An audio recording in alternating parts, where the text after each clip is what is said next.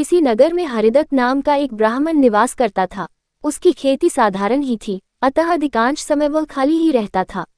एक बार ग्रीष्म ऋतु में वह इसी प्रकार अपने खेत पर वृक्ष की शीतल छाया में लेटा हुआ था।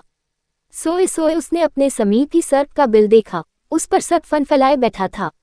उसको देखकर वह ब्राह्मण विचार करने लगा कि हो न हो यही मेरे क्षेत्र का देवता है। मैंने कभी इसकी पूजा नहीं की, अतः मैं आज अवश्य इसकी पूजा करूंगा। यह विचार मन में आते ही वह उठा और कहीं से जाकर दूध मांग लाया। उसे उसने एक मिट्टी के बर्तन में रखा और बिल के समीप जाकर बोला, हे क्षेत्रपाल, आज तक मुझे आपके विषय में मालूम नहीं था, इसलिए मैं किसी प्रकार की पूजा अर्चना नहीं कर पाया। आप मेरे इस अपराध को क्षमा कर मुझ पर कृपा कीजिए और मुझे धन धान्य से समृद्ध कीजिए। इस प्रकार प्रार्थना करके उसने उस दूध को वहीं पर रख दिया और फिर अपने घर को लौट गया। दूसरे दिन प्रातःकाल जब वह अपने खेत पर आया तो सर्वप्रथम उसी स्थान पर गया। वहां उसने देखा कि जिस बर्तन में उसने दूध रखा था उसमें एक स्वर्ण मुद्रा रखी हुई है। उसने उस मुद्रा को उठाकर रख लिया। उस दिन भी उसने उसी प्रकार सर्प की पूजा की और उसके लिए दूध रखकर चला गया।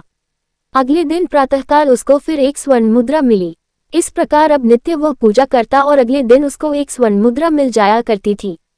कुछ दिनों बाद उसको किसी कार्य से अन्य ग्राम में जाना पड़ा।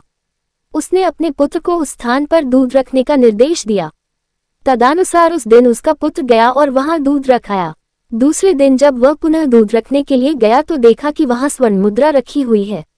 उसने उस मुद्रा को उठा लिया और वह मन ही मन सोचने लगा कि निश्चित ही इस बिल के अंदर स्वर्ण मुद्राओं का भंडार है। मन में यह विचार आते ही उसने निश्चय किया कि बिल को खोदकर सारी मुद्राएं ले ली जाएं। सर्प का भय था, किंतु जब दूध पीने के लिए सर्प बाहर निकला तो उसने उसके सिर पर लाठी का प्रहार किया। इससे सर्प तो मरा नहीं और इस प्रकार से क्रुद्ध होकर उसने ब्राह्मण पुत्र को अपने विष भरे दांतों से काटा कि उसकी तत्काल मृत्यु हो गई। उसके संबंधियों ने उस लड़के को वहीं उसी खेत पर जला दिया। कहा भी जाता है, लालच का फल कभी मीठा नहीं होता है।